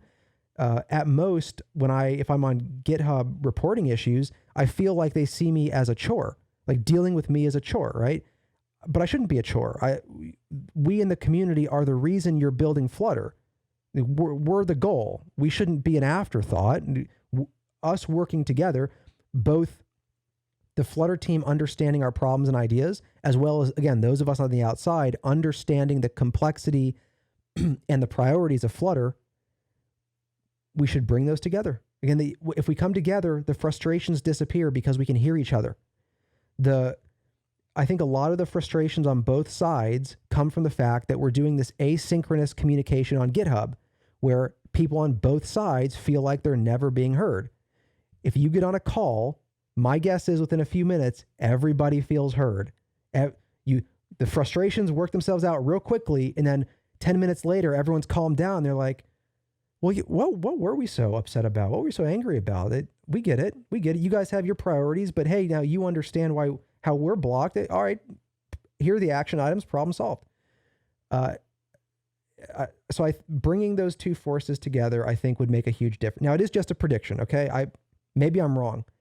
But I believe bringing those developers to the users, to the developers who are leveraging the APIs, that would go a long way in solving some of these frustrations and missing pieces. Rodrigo Lopez, said that this actually might bring a lot of noise into the developers working on Flutter. Do you think that is a possibility? Well, let's just think about what that means. Your customers' needs are noise? I agree some people would frame it that way, but that's exactly the problem. The things that I, as a Flutter evangelist, the things that I need from Flutter is noise.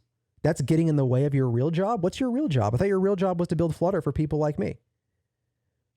So yes, people would call that noise. And the people who would call it noise are exactly the people I'm trying to reach with this. You have misunderstood the nature of what you're doing.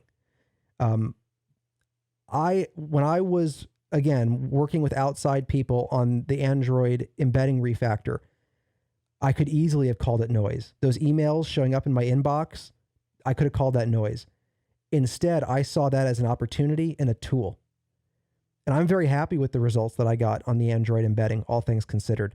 And I think it was in no small part because I understood that my purpose was to give these people the things that they needed. My only regret was that I wasn't able to find more people outside the organization to help me craft it.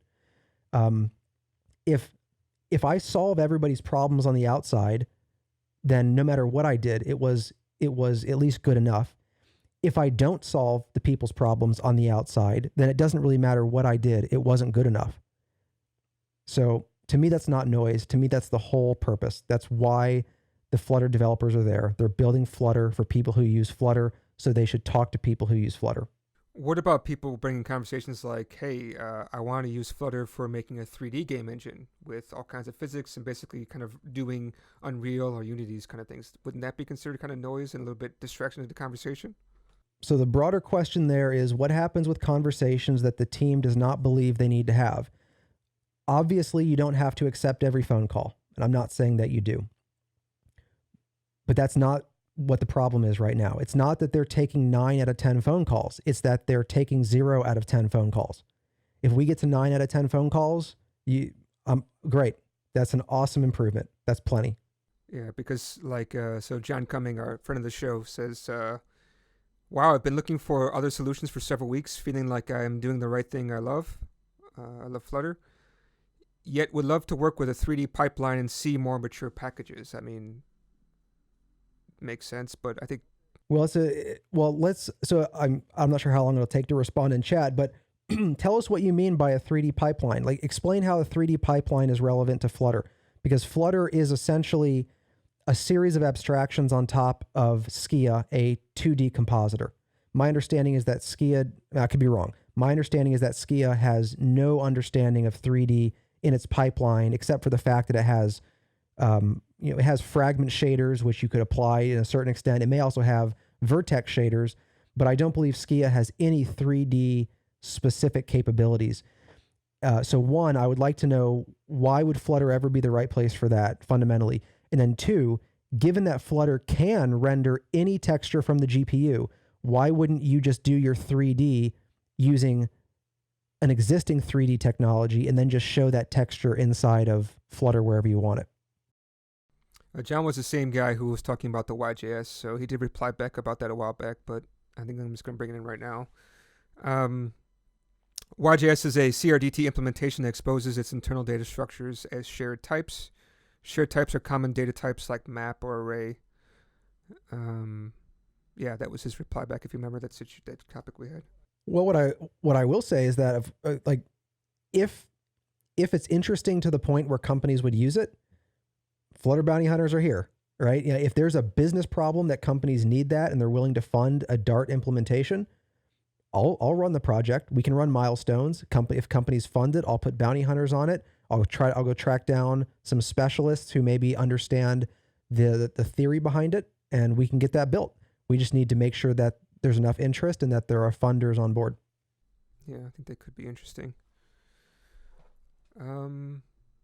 Cool. Yeah. Any input or any interest for the Flutter Bounty Hunters coming in from companies right now, or is it just the one right now? I'm having some conversations, nothing concrete yet. I expected it to be a kind of a slow drag. Also, one of the things that tends to be true is that no one really wants to be the first funder on a project, which is unfortunate, but that's just kind of human nature. So once a project gets going and it's like at milestone 3 and it has some funding, then other companies are like, oh, I guess this is a real thing. Sure, we'll jump on. And that, like, for example, Super Editor, a lot of the early development was solely funded by Superlist. Superlist really took a risk on that project. And then later on, Turtle and Clearful found little pieces that they wished were in there, and then they joined the funding. I think once the momentum builds, it's a lot easier to get funders, but getting the project started is tough. It's like the whole supply demand thing, right? They have a demand, but maybe the supply, they're not quite sure if it's actually going to meet their demand until they see something and then they start throwing some money at it. Well, I mean, it's a lot. It's like, first of all, it's called Flutter Bounty Hunters. That sounds kind of weird. And hey, there's this guy wearing a cowboy hat. That's also kind of weird. And oh, you want us to pay for open source? That's kind of weird. So how many red flags can you accumulate? But I think with this particular venture, there are going to be red flags like that no matter what, no matter how many cowboy hats I'm wearing or not wearing. So I'm doing it, doing it my way, and I'm doing it the best that I can. And my hope is that eventually more and more companies come around. I think also when Superlist eventually ships and everybody realizes that Super Editor made a big part of that possible, then again, that'll be another signal like, oh, this is a real effort. They know what they're doing. They know how to build successful packages. And hopefully over time it grows and grows and grows. But even if it's a great success, which it may not be, but even if it is, it's going to be a long haul. And that is what it is. Okay. Yeah, I think so. I think we went through basically nearly everything I wanted to go over.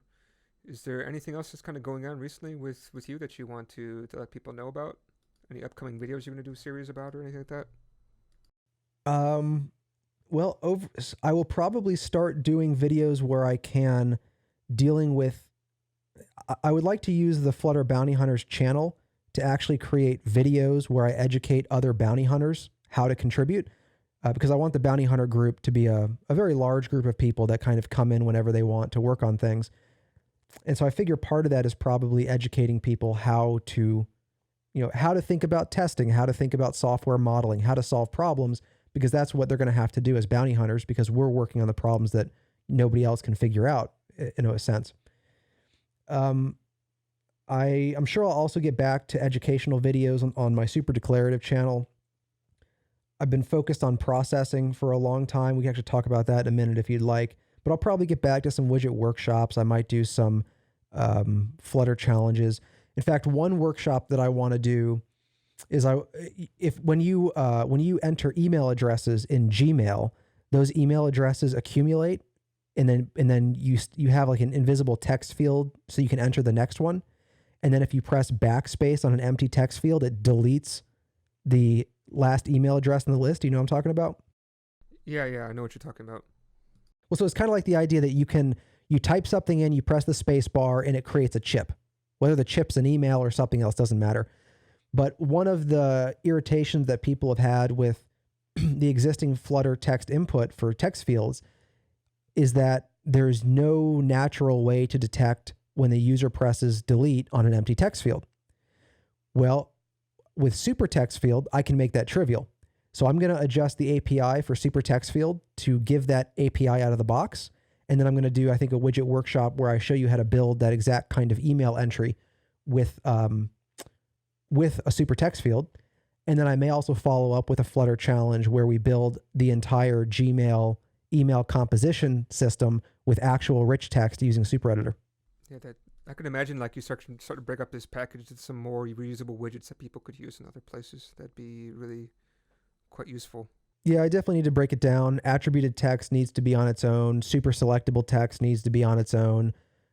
I don't know if I'll break out super text field because super text field shares a lot of the keyboard and IME handling with the document editor. But the point is definitely some things need to be broken out of here. Yeah, actually, I totally forgot. There was some interesting questions I had for you. So I know that you're a big fan of kind of like don't include like libraries that you don't really need. You have quite a few libraries in here which I thought were kind of interesting. Like you have collection, which I've actually never heard of. Like what is collection and why do you need to use that one? For Super Editor at least. To be clear, my point about including packages is external dependencies. Collection is part of Dart. And collection, I assume that it's being used for deep equality, comparing the contents of a list to a list, a map to a map. But you have to include a separate package, though. You're saying it's in the pub spec? It's in the pub spec. That's why I'm asking about it. And you're not looking at the example project, right? You're looking at the root package? Yep, I'm looking at pubspec.yaml. Okay, I'll have to go look. I don't recall what exactly that was for. maybe HTTP, which I think is quite clear. Although I'm kind of interested why you need to use HTTP in this kind of editor. I think the editor's offline. Are you sure you're not in the example project? So if you go from Super Editor and then you click on Super Editor after that, that one is all about Super Editor. This is what I can see. I'm gonna have to open this up here. It's been a while, or maybe things kind of snuck in. Both. Yeah, so maybe you can kind of walk through why you're using certain things. Collection, I can imagine that some things within Dark Core, maybe they kind of take out, so that way you don't, they can freely update those things. Okay, let's see. UUIDs every document node is given a unique ID. So those are UUIDs, not for any particular technical reason. That was an easy way to generate IDs. Flutter tests are actually in the public dependencies because I provide APIs for testing against super text field. I need to figure out if there's a way to move. Those shouldn't be there, but I just don't know how to avoid making them a public dependency for now. Markdown is in the package dependencies because right now we have a Markdown deserializer built in. That's eventually going to move to its own package, and then we'll get rid of that dependency. Logging is in there for obvious reasons. We have logs all over the place. Linkify, I can't remember exactly what that does. But I think probably HTTP and Linkify are both related to parsing image URLs in image nodes. Or actually those might also be involved with Markdown parsing.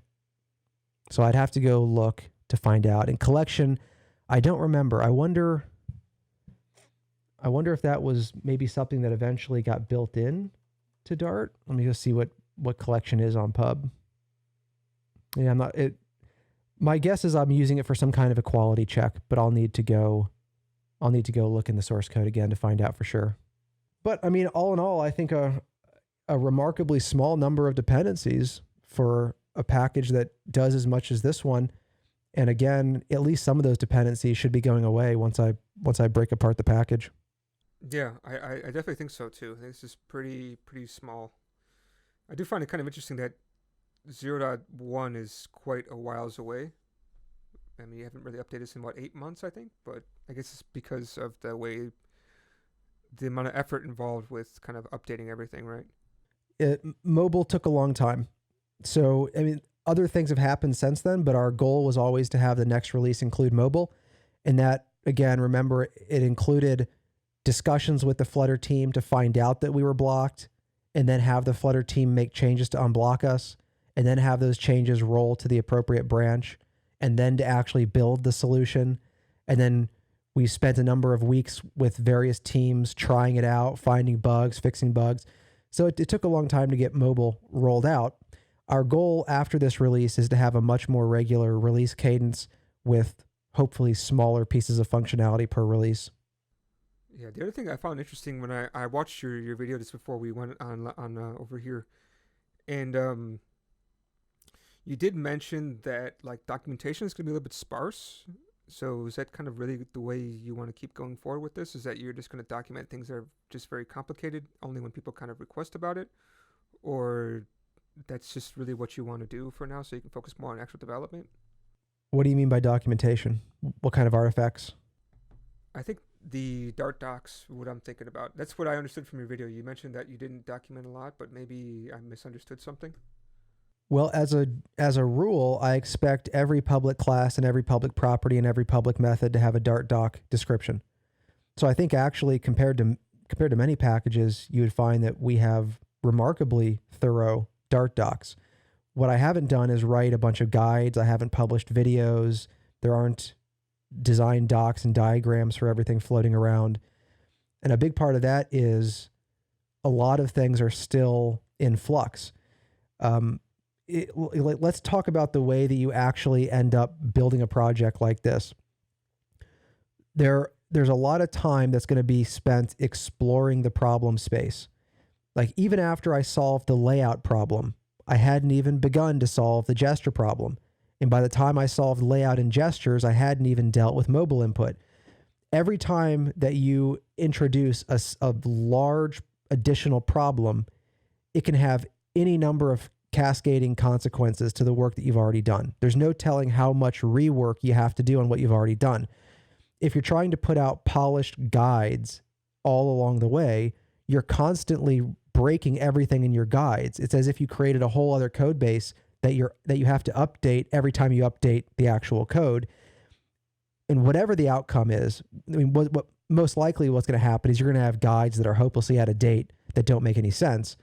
But if you keep your guides up to date, all of that work is work that you're not spending solving the next problem. In the early phases of the project, I just want to get the big problem solved.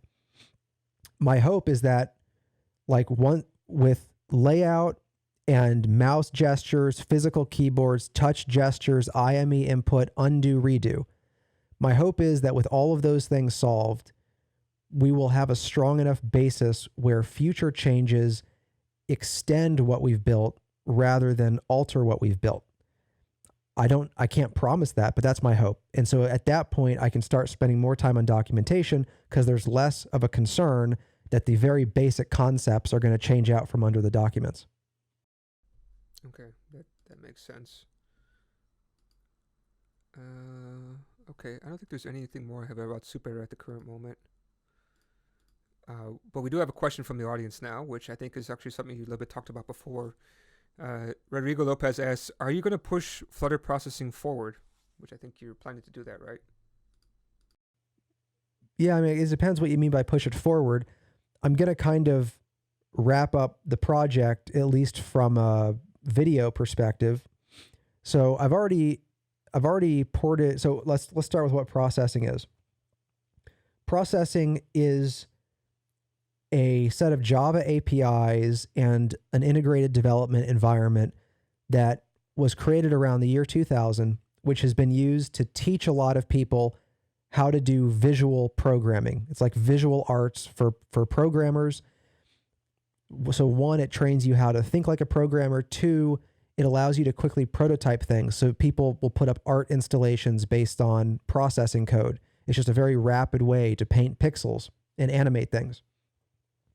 Well, at the beginning of 2021, I decided that I was going to take those APIs and port them to Flutter so that people who are using processing for education, they could teach with the Flutter version, which would give you both the power of processing and knowledge of Flutter, which you could then turn into a career. So my hope was that it would spread Flutter education. I published, 60 videos in 2021 where I actually show the process of porting processing to Flutter. I also have a number of videos where I actually use Flutter processing to paint things. Like I created a little version of the snake game where the snake eats the food and you try not to eat your tail. I created a random walker simulation. I painted Perlin noise. I animated a phyllotaxis pattern, which is like a floral pattern arrangement. My goal in this quarter, so my goal between now and the end of March, is to finish implementing any final APIs that I think are a priority, put up a website that talks about Flutter processing and is nice and polished as a marketing page, do any final example exercises in the repo that seem relevant, and from there, it's on everybody else. I've kind of done as much as I can to create the project and to put it out there. If other people come to it and they enjoy it and they want to use it, that's great. I'll provide nominal support for bug fixes where it makes sense. But at this point, I haven't really been able to get people to use it. And so if other people want to evangelize it, that's great. And maybe that'll get it out there. But I can't dump too much more time into that project than I already have. Where are you spending most of your time? So you're working with mostly Flutter Bounty Hunters and also the SuperEditor. Is there anything else that you're working on? Well, primarily I work with a mortgage company on their products. So that's kind of like my day job.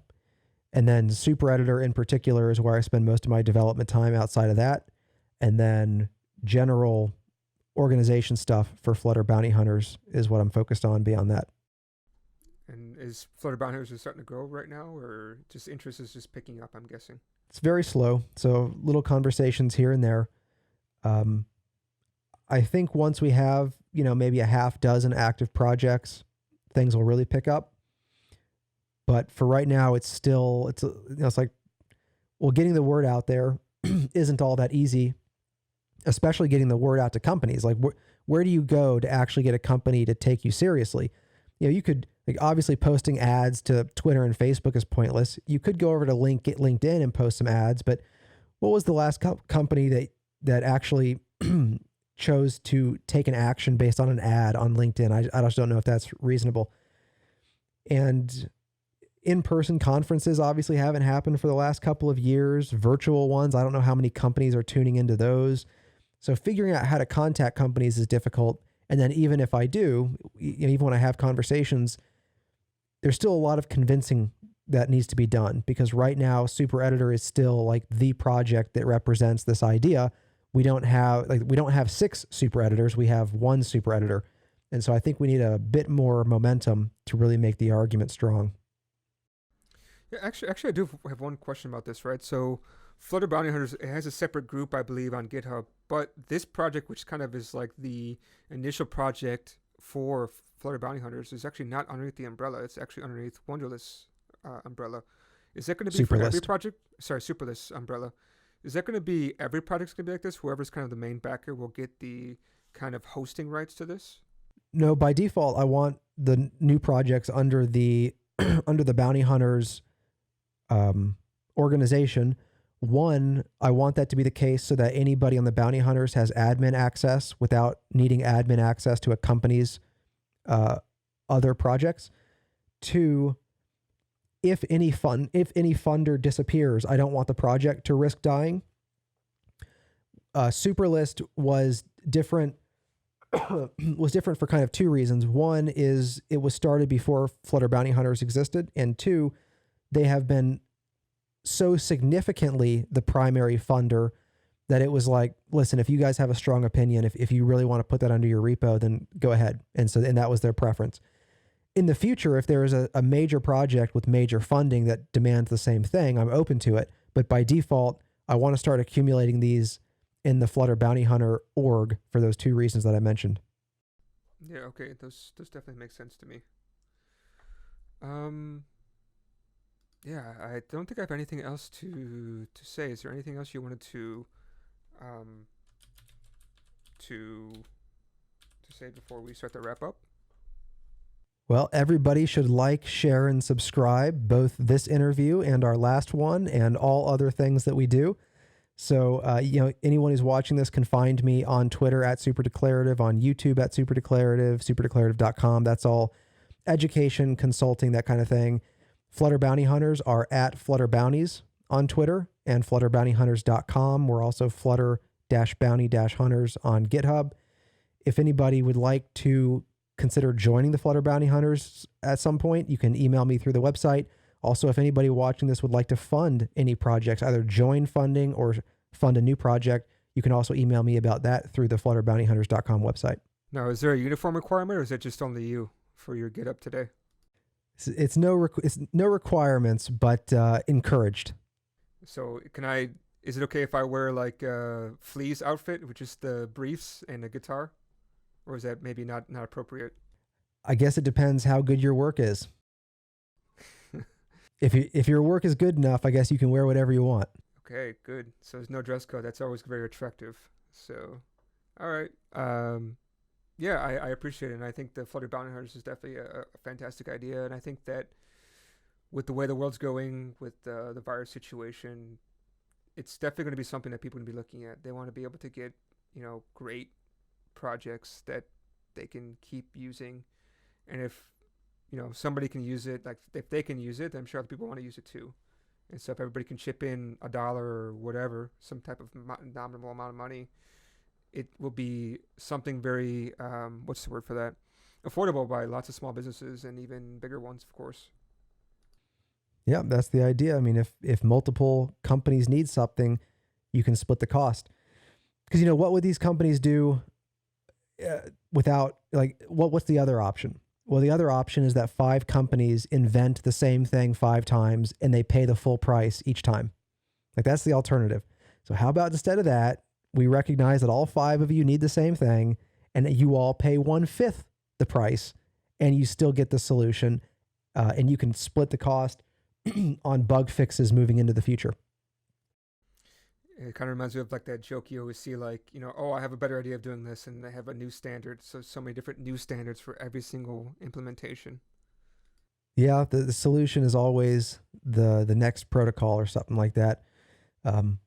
Although, sometimes the answer is a new protocol. It's just not always the right answer. New protocol, new package, right? Because every single one has a different focus. So could be interesting. Okay. Again, thanks for your time. Hopefully next time if we have you on again, the internet will be a little bit better. Hopefully Riverside will be better too, and we will not have this problem again. We'll see. Time will tell. All right. Thank you so much for joining us. Have a good one.